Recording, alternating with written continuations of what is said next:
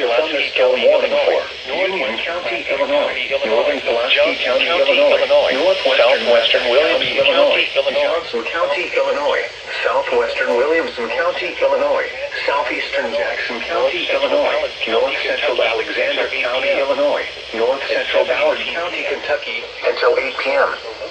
At 7:18 p.m., severe thunderstorms were located along a line extending from 6 miles southwest of Craneville to near Ware, moving southeast at 35 miles per hour.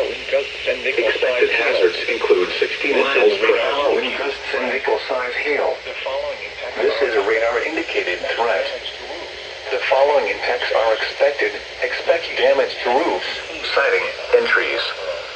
Locations impacted include Anna, Jonesboro, Vienna, Compton, Goreville, Downglet, Karnak, Olin, Olmsted, Cypress, New Grange, Buncombe, Belknap, and Mill Creek. This includes the following highways: Interstate 24 in Illinois between mile markers 1 and 19.